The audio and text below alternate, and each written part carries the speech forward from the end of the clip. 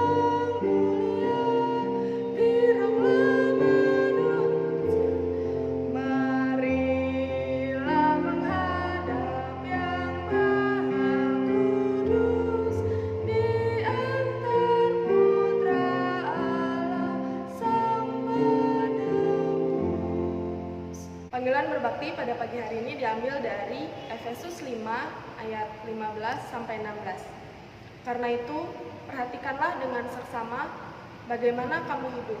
Janganlah seperti orang bebal, tetapi seperti orang arif. Dan pergunakanlah waktu yang ada, karena hari-hari ini adalah jahat. Kita bersatu dalam doa. Tuhan Bapa kami dalam surga, mengucap syukur Tuhan pada kesempatan pagi hari ini kami boleh berkumpul bersama-sama Tuhan, walaupun melalui rumah masing-masing Tuhan, tapi kami mau beribadah, kami mau datang ke hadirat-Mu Tuhan untuk memuji dan menyembah Engkau. Terima kasih Tuhan untuk hari ini, kiranya Tuhan boleh berikan kesehatan pada setiap kami yang akan mengikuti ibadah pada pagi hari ini ya Bapak. Terima kasih Tuhan Yesus, biarlah Tuhan sendiri yang boleh memimpin kami dari awal, pertengahan hingga pada akhirnya. Terima kasih Bapak, hanya di dalam nama Tuhan Yesus Kristus kami berdoa dan mengucap syukur. Amin. Aksi. Kita akan mengangkat pujian dari nyanyian pujian 246 ayat 1 dan 2, Ku Percaya Pada Yesus.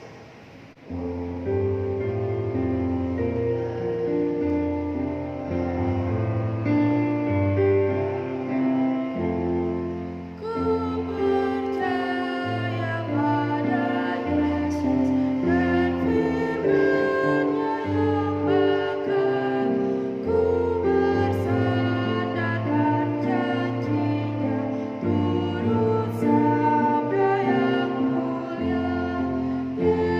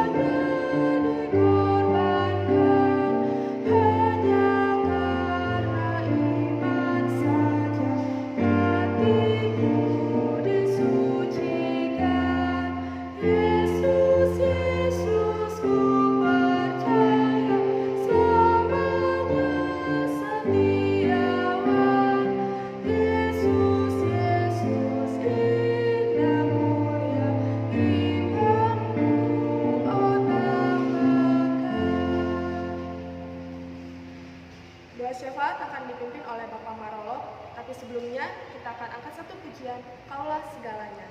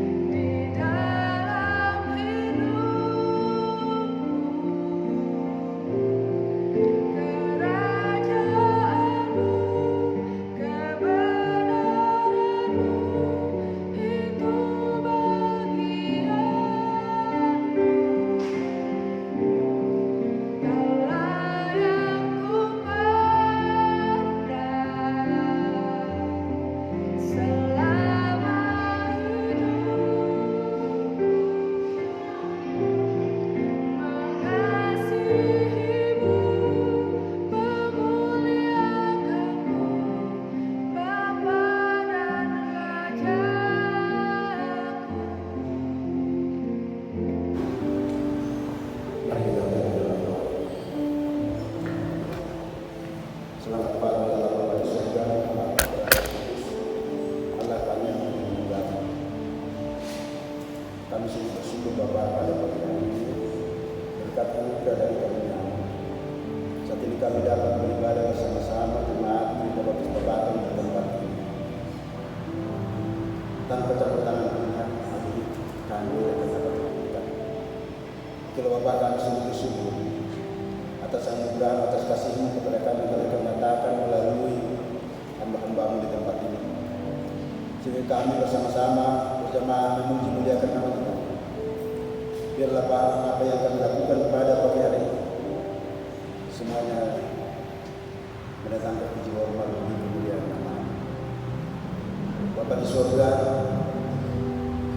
Kami sungguh bersyukur Bapa karena Engkau telah memberikan kami satu tempat ibadah yang baik. Kami telah Engkau berikan Bapa satu lokasi yang begitu sempurna. Untuk itu Bapa, asalkan kami seluruh jemaat di tempat ini, agar tempat yang telah Engkau berikan kepada kami dapat kami gunakan demi kemuliaan nama Tuhan. Jangan Engkau biarkan kami Tuhan menyediakan kesempatan ini Tuhan untuk memberitakan firman-Mu bagi banyak orang. Jangan Engkau biarkan Tuhan kami menyediakan waktu kami untuk tidak memberitakan firman-Mu kepada setiap orang yang memandang gereja ini. Bapak, berkatilah gereja ini Bapak. Bila Kau mengurangi setiap orang yang telah melayangkan pandang kepada gereja ini, sehingga melalui gereja ini mereka melihat kuasa Tuhan. Mereka merasakan sukacita dan damai. Dan mereka merindukan kemuliaan Tuhan hadir di tengah-tengah mereka. Jadikanlah gereja Tuhan menjadi pancaran kasih bagi setiap orang yang ada di sekitar gereja ini. Terutama banyak orang-orang yang mengunjungi pasar setiap hari. Berikan kami Tuhan kemampuan, berikan kami Tuhan kerinduan, berikan kami campur tangan Bapa untuk dapat kami menjangkau mereka. Terpujilah Engkau Bapa, karena Engkau pasti tidak akan membiarkan kami menyia-nyiakan waktu kami. Bapa di surga, kami juga bersyukur Bapa.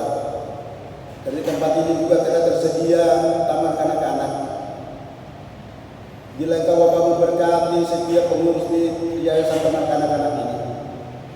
Bila Engkau Tuhan memberkati setiap guru dan setiap orang yang terlibat. Bila Tuhan melalui taman kanak-kanak, banyak orang yang dijangkau dan banyak orang yang dimenangkan. Bapa di surga, kami juga Tuhan bersyukur dan berterima kasih atas anugerah-Mu, di mana Engkau memberikan keluarga yang setia untuk menjaga dan menunggui mengurus gedung gereja dan halaman semua sekitarnya Bapa, yaitu keluarga Bapak Supa. Bapa, berkati keluarga ini, berkati semua anak-anaknya Tuhan, baru berkati usahanya.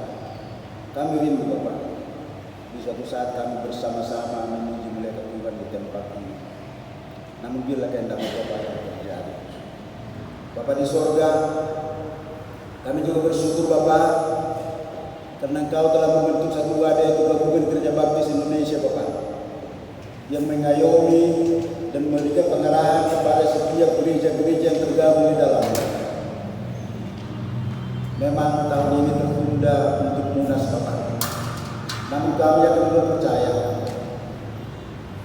hal ini Tuhan akan berkarya, bahwa Tuhan akan menunjukkan atau memberikan hal yang terbaik, lebih baik lagi bagi kami Gabungan Gereja Baptis Indonesia.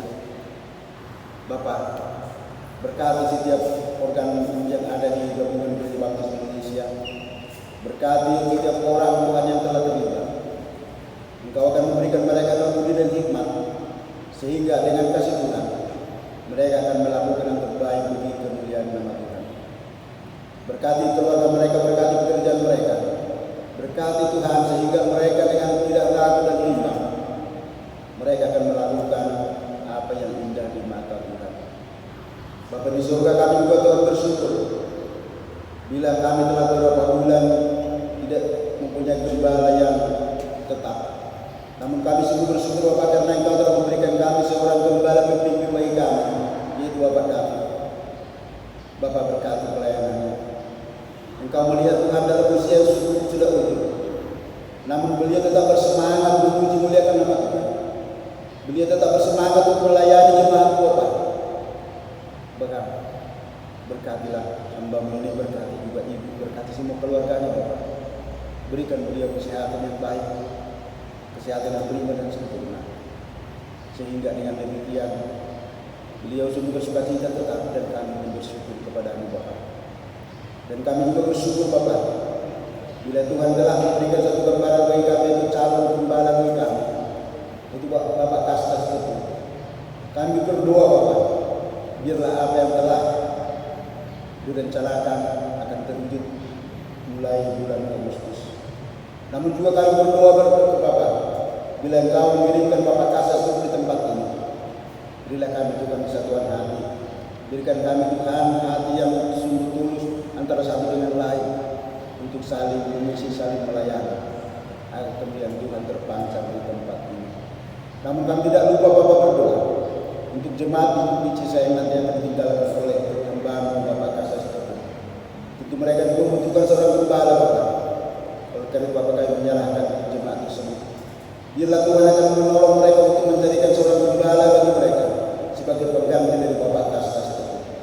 Bapak, jangan biarkan mereka kecewa, jangan biarkan mereka mengeluh. Tolong mereka Bapak, dengan segera juga Tuhan akan mengirim gembala pengganti kepada mereka. Bapa di surga, kami berdoa Bapak bagi bangsa dan negara kami.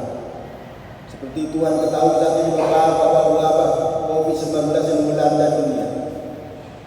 luar bangsa dan negara kami, terutama kami yang berada di Bogor ini Bapak. Bapak, bila sampai saat ini kami jemaat di tempat ini telah Engkau luputkan dari bencana tersebut, itu adalah kasih karunia-Mu kepada kami. Oleh karena itu Bapak, tutup bungkuslah kami setiap pribadi lepas pribadi, rumah tangga lepas rumah tangga, bahkan setiap tengkal tanah kepada pekarangan ini Bapak, bangunan ini Engkau kuduskan dari segala serangan-serangan virus. Bahkan dimanapun kami berada, masing-masing di rumah kami, di tempat kami bekerja, di tempat kami berinteraksi dengan masyarakat, tetap bungkus kami dengan kuasa-Mu, sehingga kami akan terhindar dari serangan COVID dan kami tetap memuliakan nama-Mu. Bapa di surga, berilah akal budi dan hikmat kepada Bapak pemerintah kami, mulai dari pemerintah Bogor, sehingga mereka juga dapat bekerja dengan baik untuk mengatasi virus yang ada di Bogor ini. Berikan Tuhan juga hikmat kepada setiap pemimpin kami, mulai dari Bapak Presiden, dengan bijak dari Allah, dengan kemampuan beliau, sehingga serangan virus ini akan dapat dengan segera diatasi dan bangsa kami akan terbebas dari serangan virus COVID-19. Bapa di surga, terpujilah Engkau Bapak. Kami juga untuk menyerahkan pada setiap anak-anak Tuhan yang berseru kepada setiap jemaat di tempat ini. Kami tidak tahu keberadaan mereka Bapak. Bila yang sakit kiranya Tuhan jamah, dan Tuhan angkat penyakit mereka. Bila mereka sedang bersuka cita, biarlah Tuhan akan juga menolong mereka agar sukacita mereka tidak mendukakan hati-Mu Bapak. Bila mereka sedang berduka kiranya Engkau itu Bapak, kami serahkan pribadi lepas pribadi. Bagi yang sudah tamat pendidikan Bapak, tolong mereka untuk pendidikan selanjutnya. Mungkin dari TK ke SD, dari SD ke SMP, dari SMP ke SMA, dari SMA ke perguruan tinggi. Dan bagi mereka sudah menyelesaikan studinya Bapak, tolong juga mereka, bimbing mereka kan untuk dapat bekerja sesuai dengan mereka ilmu yang telah mereka angsuh selama ini. Bapak di surga, bagi jemaat di tempat ini juga yang sudah menginjak dewasa, tentu mereka juga mendapatkan pasangan hidup Bapak. Kami menyerahkan mereka letakkan satu persatu Bapak. Bagi yang rindu mendapatkan pasangan hidup, bila Tuhan menunjukkan mereka satu pasangan hidup yang serasi, yang sesuai dengan kehendak Tuhan yang sungguh memuliakan nama Tuhan. Bapak di surga, mungkin ada di antara kami belum merindukan keturunan Bapak. Bila juga Engkau akan menjamahkan dengan mereka, menjamah suami istri, sehingga akan memberkati keluarga tersebut, dan apa yang mereka rindukan Tuhan akan berikan kepada mereka. Bapak di surga, Allah kami yang sungguh baik, Allah kami sungguh perkasa. Kami tidak dapat mengikuti satu persatu apa yang kami di dalam hati kami masing-masing. Namun kami kepada mereka sungguh mengetahui dan Engkau sungguh mengambilkan. Lihat kami pandang dan lihat dari ilmu hati kami masing-masing dengan apa yang bersembunyi hati kami. Bila Tuhan Engkau akan menjawab doa pribadi lepas pribadi. Namun di atas segalanya itu Bapak, biarlah kehendak terjadi bukan kehendak kami. Di dalam jauh surga doa kami Bapak, yang kami jangan pertaruhkan hanya di dalam satu nama, di dalam nama Yesus Kristus bersama kami. Amin. Kita akan memberikan persembahan. Panggilan memberi pada pagi hari ini diambil dari Imamat 19 ayat 5. Apabila kamu mempersembahkan korban keselamatan kepada Tuhan, kamu harus mempersembahkannya sedemikian, hingga Tuhan berkenan akan kamu. Mari kita bersatu dalam doa. Tuhan Allah Bapa kami dalam surga, terima kasih Tuhan pada kesempatan pagi hari ini kami boleh mengembalikan sebagian berkat yang telah kami terima di dalam minggu ini kepadamu ya Bapa. Biarlah kiranya Tuhan boleh memberkati persembahan kami agar berguna bagi kerajaan-Mu di tempat ini ya Bapa. Terima kasih Tuhan Yesus, hanya di dalam nama-Mu kami sudah berdoa dan mengucap syukur. Amin.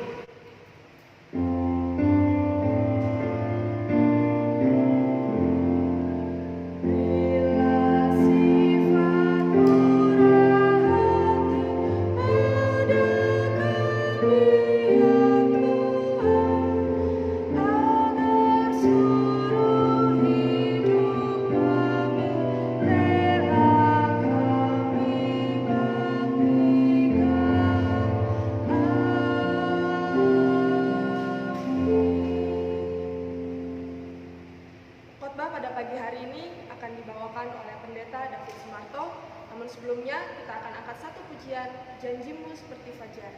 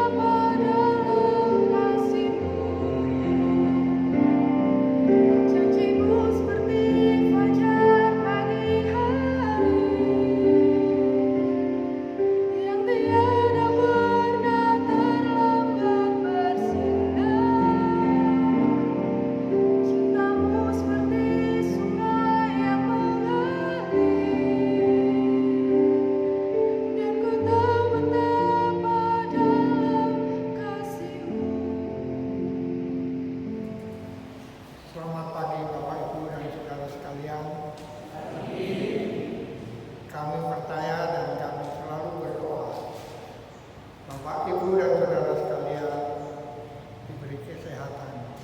Dan itu yang terus menjadi doa kami, dan ini hal yang sangat penting. Saudara-saudara sekalian, pagi ini kami ingin berbicara tentang makanan. Aneh, tentang makanan. Tapi marilah kita kebenaran Alkitab kita akan pelajari dan kita akan sebelumnya mari kita berdoa.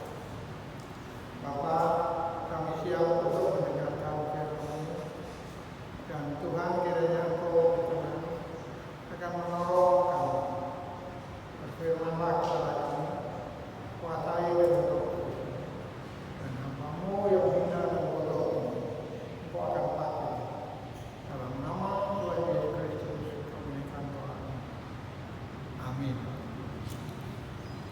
Saudara-saudara sekalian, seperti yang sudah kita baca bersama-sama dari 1 Korintus 8 ayat 1 sampai 13, di mana saudara-saudara sekalian, Rasul Paulus pada saat menghadapi jemaat di Korintus yang banyak masalah, sebab memang latar belakang jemaat di Korintus yang sungguh-sungguh sangat-sangat memprihatinkan, karena pada waktu itu kota Korintus merupakan tempat di mana banyak orang-orang menyembah berhala, dan banyak hal, pertanyaan-pertanyaan khususnya bagi orang-orang yang menjadi percaya kepada Kristus.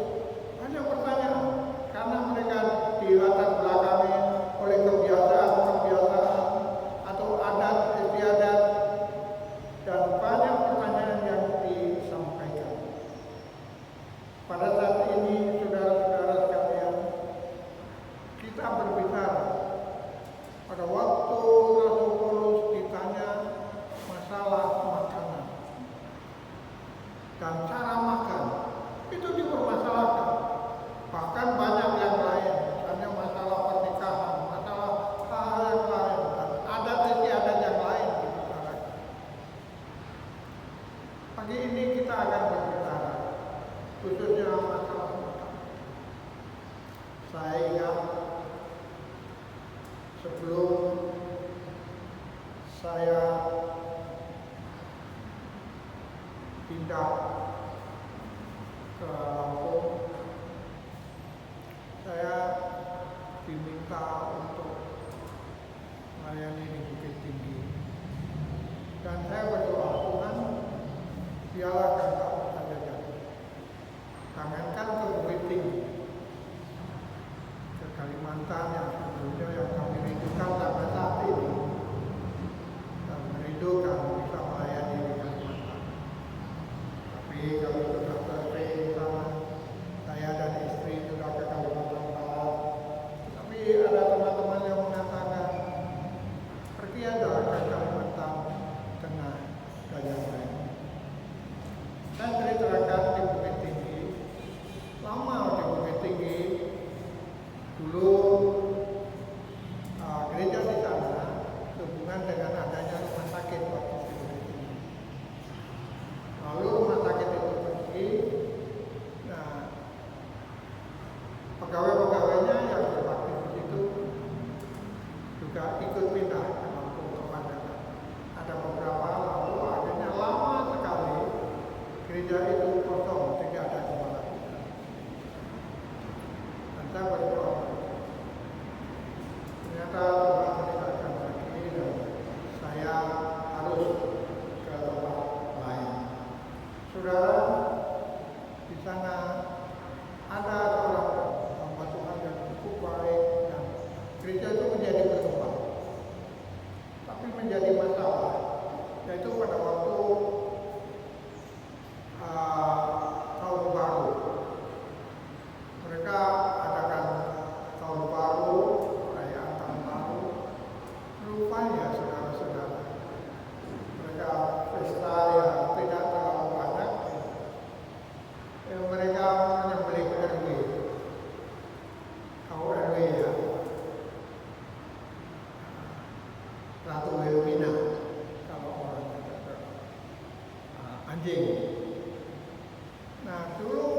gereja itu berjalan dengan baik, tetapi tetangga di situ mulai tahu bahwa gereja itu tempat untuk menyembelih anjing. Wah, itu menjadi masalah besar sekali. Dan gereja itu ditutup sampai saat itu pengurus yayasan dan sekjen GGWI datang ke sana. Lepas daripada semuanya ini, saudara-saudara sekalian, ini masalah makanan. Memang itu tidak apa-apa dia makan. Mau makan daging anjing, mau makan daging babi, tetapi rupanya menjadikan syam bagi orang sekitarnya dan akhirnya menjadi penghalang bagi pekerjaan pelayanan di sana. Saudara, kalau kita ingin tahu apa sih sebenarnya makanan manusia yang pada awalnya, pada waktu Tuhan menciptakan manusia yang pertama, Adam dan Hawa, Tuhan memberikan makanan itu, yaitu kalau saudara ketahui bahwa dia diberi makan atau boleh makan hanya tumbuh-tumbuhan yang ada. Saudara-saudara sekalian, jadi kalau kita perhatikan bahwa pada waktu itu bahwa sungguh-sungguh Tuhan memberikan makanan itu tumbuh-tumbuhan sampai kepada Nuh, Bahtera Nuh. Begitu selesai air bah, Nuh turun dan semua binatang-binatang yang di dalam bahtera diturunkan. Dan Tuhan berfirman berkata, makanlah semua yang ada, yang hidup ini. Jadi rupanya sejak itu manusia diizinkan untuk makan apa yang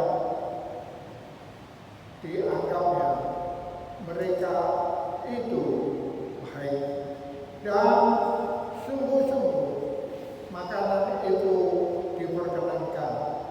Yaitu kalau saudara perhatikan bahwa kalau kita lihat di dalam Kejadian pasal 1 ayat yang ke-29, saudara berkata demikian. Saya ingin bacakan kepada saudara. Ayat yang ke-29 berkata demikian. Berfirmanlah Allah, aku memberikan kepadamu segala tumbuh-tumbuhan yang berbiji di seluruh bumi dan segala pohon-pohonan yang buahnya berbiji. Itulah akan menjadi makanan. Ini pada waktu Adam dan Hawa diciptakan. Jadi rupanya pohon-pohonan itu. Lalu kemudian sesudah itu kalau saudara perhatikan di dalam Kejadian pasal 9 ayat yang ketiga berkata demikian. Kejadian pasal 9 ayat yang ketiga, kalau saudara perhatikan ayat ini,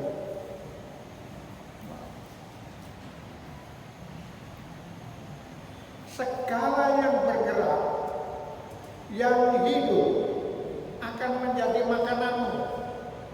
Aku telah memberikan semuanya itu kepadamu, seperti juga tumbuh-tumbuhan itu. Jadi artinya bahwa sesudah bahtera atau air bah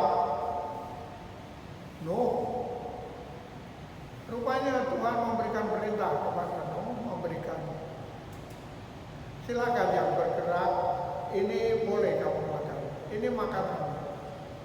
Dan juga tumbuh-tumbuhan, dia katakan seperti itu. Saudara-saudaraku yang kekasih di dalam Tuhan, marilah kita akan renungkan. Tidak ada masalah dengan makanan-makanan itu. Tetapi makin lama manusia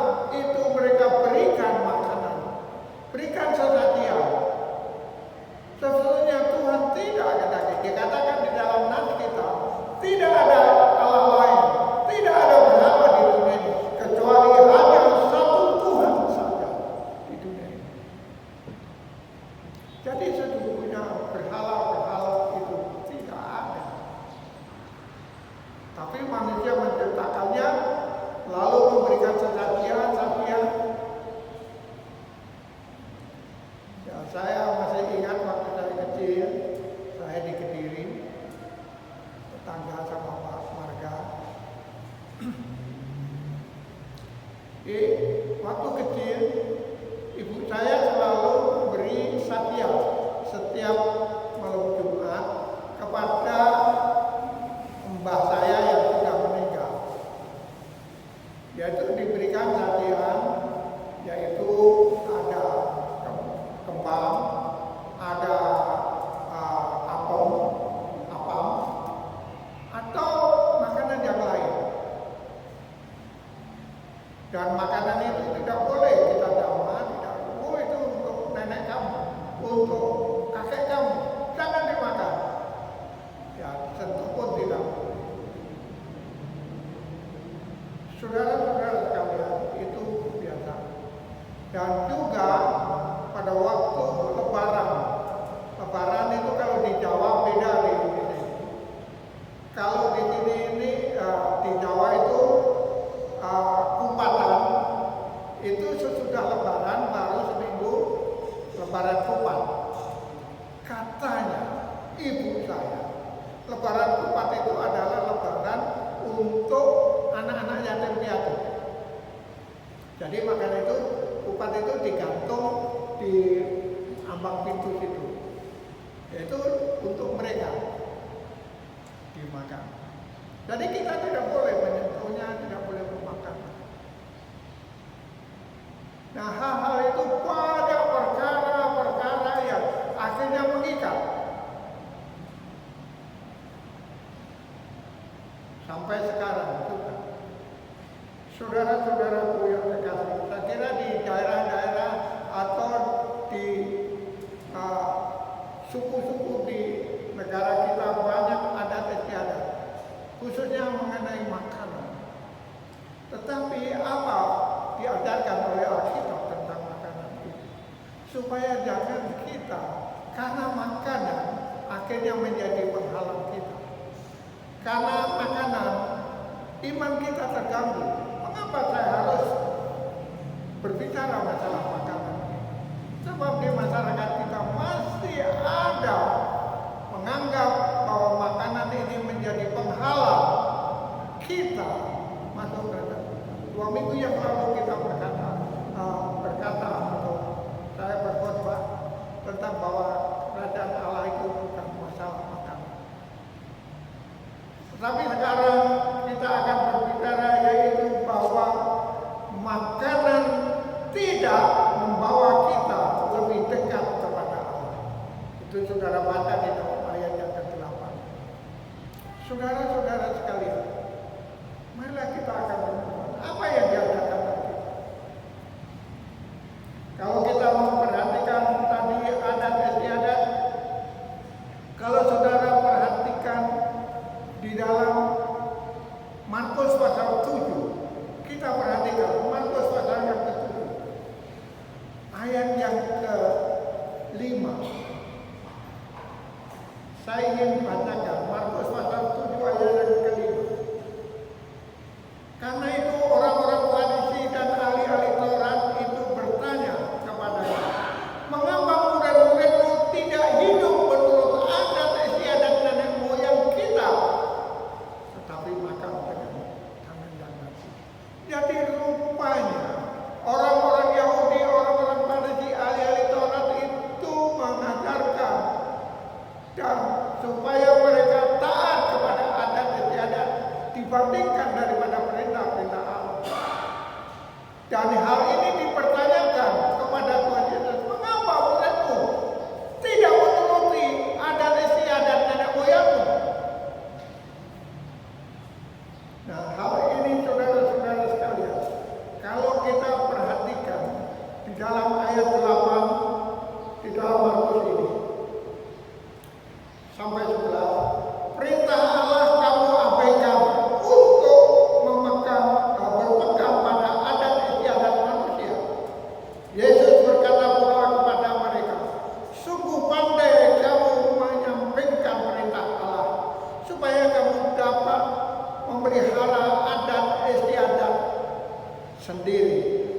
Karena Musa telah berkata, hormatilah ayahmu dan ibumu, dan siapa yang mengutuki ayahnya atau ibunya harus mati. Tetapi kamu berkata, kalau seorang berkata kepada bapaknya atau ibunya, apa yang ada padaku yang dapat digunakan untuk memeliharamu sudah digunakan untuk korban, yaitu persembahan kepada Allah. Maka kamu tidak membiarkan lagi berbuat sesuatu pun untuk bapaknya atau ibunya. Jadi saudara-saudara sekalian, kalau kita perhatikan, kalau Musa berkata hormatilah ayah dan ibu, dan juga kalau kita memperhatikan di dalam Efesus, anak-anak, kalau kamu ingin panjang umurmu dan berbahagia hidupmu, hormatilah ayah dan ibu. Ini firman Tuhan. Tetapi dikatakan oleh orang-orang Farisi dan ahli Taurat itu, ya karena membuat adat, karena dia merasa, oh semua biaya yang saya pakai sesungguhnya untuk memelihara orang tua saya, sudah saya pakai untuk dipersembahkan kepada Tuhan. Sudah saya korbankan, jadi tidak ada lagi untuk membiayai, memelihara ayah dan ibu. Ini dicela oleh Tuhan. Kamu menggelabui Allah. Padahal firman Allah berkata, hormati ayah dan ibu. Kalau kamu mengutuk ibumu, kamu mati. Tetapi kamu berkata, membiarkan ibu, tidak kamu pelihara, tidak kamu hormati. Bahkan kamu berkata bahwa semua biaya untuk kamu sudah saya persembahkan kepada Tuhan melalui ibadah saya. Dan itu tidak benar. Bapak, ibu, dan saudara sekalian, inilah yang sesungguhnya orang-orang lebih mementingkan adat istiadat, padahal Tuhan tidak memperkenankan. Di Korintus mempermasalahkan makanan yang dipersembahkan kepada berhala. Tadi kita hanya kita tidak ada makan daging ini, makan daging itu. Tetapi bukan berarti Paulus berkata semuanya bagi saya tidak ada sesuatu yang aneh, tetapi semuanya bukan berfaedah. Bukan artinya ada semuanya tidak berfaedah. Jadi memang tidak halal, tidak najis, tetapi ada yang tidak berguna, tidak berfaedah. Nah, ini kita harus bisa mengetahui. Seperti dikatakan, kalau saudara makan pada tetangga saudara, di depan saudara makan itu, yang pasti menandakan syak bagi orang. Lebih baik kita hati-hati di dalam hal ini. Lebih baik kita tidak makan. Rasul Paulus berkata, lebih baik aku tidak makan daging jikalau itu menyebabkan orang lain sesat. Bapak, Ibu, dan saudara sekalian, kita renungkan dan kita pikirkan. Kalau saudara tahu apa yang diajarkan tadi di dalam Markus 7 ayat 15, apa yang patut dikatakan di dalam Markus 7 ayat 15 ini dikatakan, apapun dari luar yang masuk di dalam seorang tidak dapat menajiskannya, tetapi apa yang keluar dari orang itulah yang menajiskan. Juga Tuhan Yesus mengatakan hal itu. Kalau saudara baca di dalam Matius 15 yang berkata demikian. Saya ingin bacakan juga di dalam ayat ini. Jawab Yesus, kamu pun masih belum dapat memahaminya. Tidak tahukah kamu bahwa segala sesuatu yang masuk ke dalam mulut turun ke dalam perut lalu buang ke jamban. Tetapi apa yang keluar dari mulut berasal dari hati, dan itulah yang menajiskan orang. Artinya bahwa makanan itu tidak menajiskan, tetapi apa yang menajiskan itu adalah apa yang keluar dari mulut kita, seperti itu datangnya dari hati kita, yaitu menyakitkan hati orang dan yang lain. Jadi artinya saudara-saudara sekalian, marilah kita akan renungkan di dalam hal ini masalah makanan yang sehari-hari kita hadapi. Kadang-kadang saudara syak, kalau saudara memang saudara syak, lebih baik saudara tidak makan. Yang sesungguhnya tidak apa-apa kamu makan. Tapi kalau saudara menjadi syak, lebih baik kan. Ini kata firman Tuhan. Saudara-saudara sekalian, dikatakan di dalam 1 Timotius pasal 4 ayat yang keempat, yang berkata demikian. 1 Timotius pasal yang keempat, ayat yang keempat mengatakan demikian. Saya ingin bacakan bagi saudara.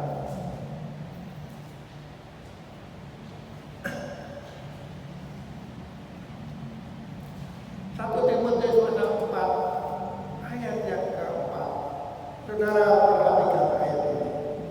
Karena semua yang diciptakan Allah itu baik, dan satu pun tidak ada yang haram. Dan kita terima dengan ucapan. Semua yang diciptakan Tuhan itu baik, tidak ada yang haram. Dan kita terima dengan ucapan. Saudara-saudara, firman Allah mengatakan seperti ini. Saudara-saudara, dikatakan di dalam Galatia, memang kita merdeka, tapi jangan menggunakan kemerdekaan kita untuk berbuat. Artinya tadi sudah jelas kalau makanan dan makanan sesuatu yang diciptakan Tuhan itu tidak ada. Lalu sekarang ada kata-kata wah, orang Tuhan saja menghalalkan, Tuhan saja mengatakan itu tidak haram. Ganja, tahu ya? Ganja. Oh, itu dikatakan barang haram. Dan yang lain-lain. Ya, memang di beberapa daerah itu untuk bumbu masakannya di daerah Sumatera. Dan itu saudara-saudara sekalian, sekarang di sini itu disebut barang haram. Mari kita akan memang semua jalankan. Ada beberapa hal yang kita tidak bisa. Makin lama, makin banyak berkembang.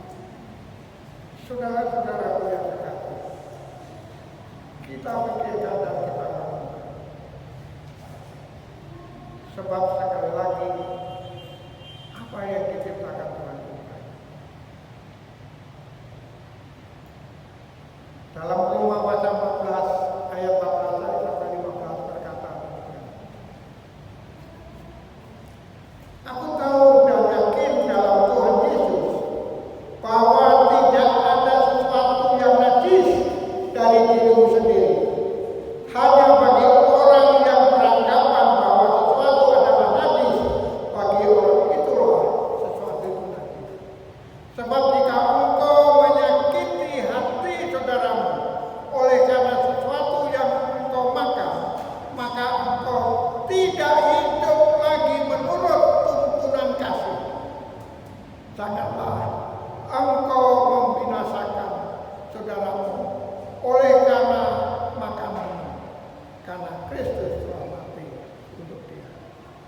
Jadi dikatakan di dalam ayat ini, Yesus berkata bahwa tidak ada sesuatu yang najis bagi kita. Tetapi dikatakan, tapi jangan sampai menyakiti hati orang lain karena makanan yang kita makan. Sebab artinya kalau kita karena makanan kita, orang lain menjadi sakit hati, tidak senang. Kamu tidak hidup menurut tuntunan kasih.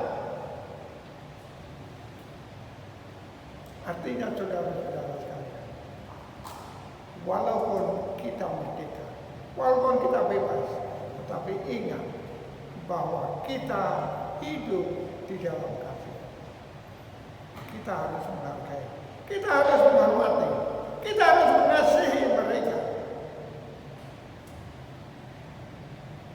Bapak, Ibu, dan saudara sekalian, pada akhirnya, saudara, kalau kita perhatikan, mari kita baca Ibrani. Ini peringatan bagi kita. Ibrani pasal yang ke-13, ayat yang ke-9 berkata demikian. Jangan kamu disesatkan oleh berbagai-bagai ajaran, sebab yang baik ialah bahwa hati kamu diperkuat dengan kasih karunia dan bukan dengan berbagai makanan yang tidak memberi faedah kepada mereka yang menuruti aturan-aturan makanan macam itu.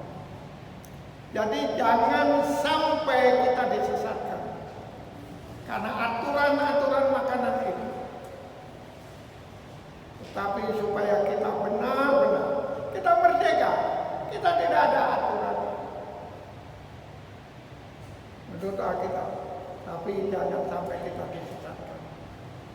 Supaya kita tetap hidup di dalam kasih karunia.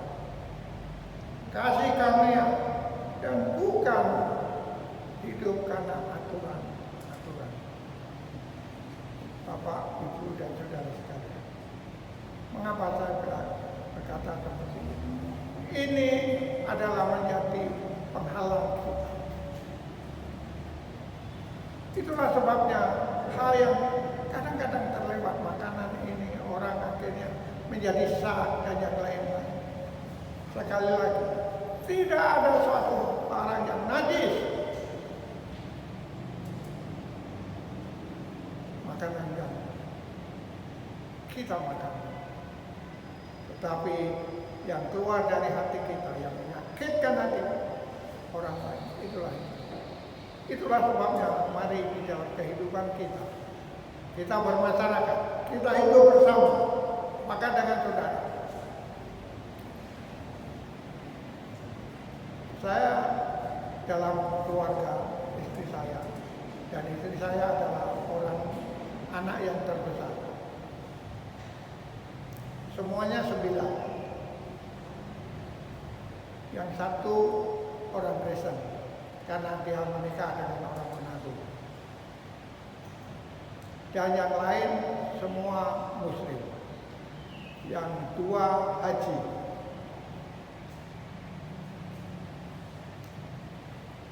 Tetapi setiap Lebaran kami datang. Mereka berganti kepada siapa-siapa, ya kami ikut saja Lebaran. Tapi setiap Natal mereka datang ke kami. Dan kami pasti walaupun kami suka makan babi, tapi kami tidak menyajikan itu.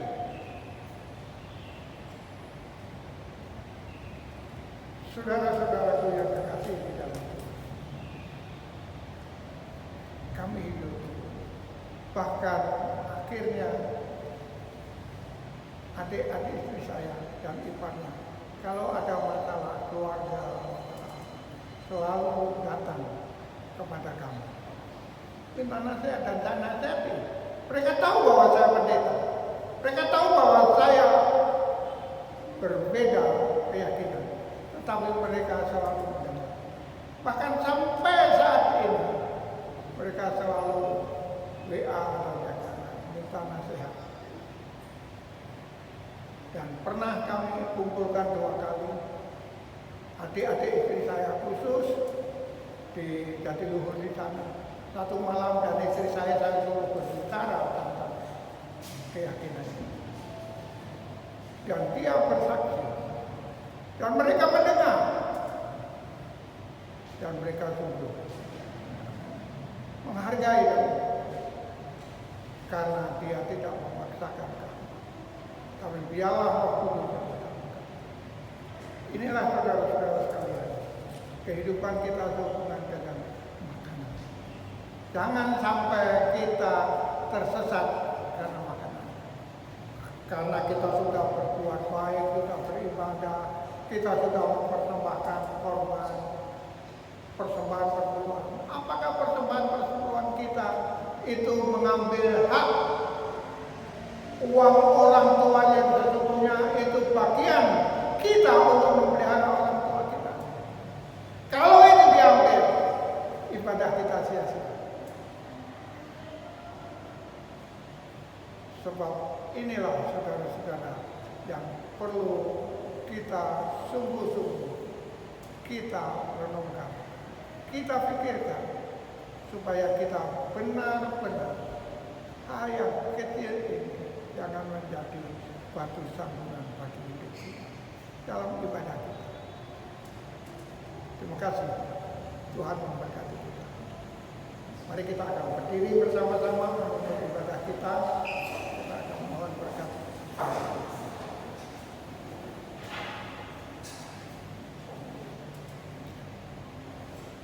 Tuhan Bapa yang bertata dalam surga, puji dan syukur kami naikkan kepada-Mu. Terima kasih Bapa atas penyertaan dalam ibadah, atas kebenaran firman-Mu. Biarlah Tuhan, tolong kami supaya kami tidak menjadi sesat karena makanan, karena aturan-aturan, adat, istiadat, kebiasaan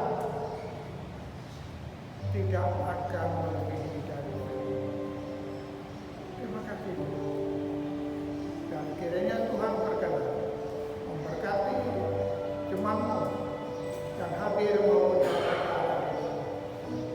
Biarlah kiranya kasih karunia dan damai sejahtera daripada Allah Bapa dan Tuhan Yesus Kristus serta persekutuan Roh Kudus menyertai jemaat ini dari sekarang sampai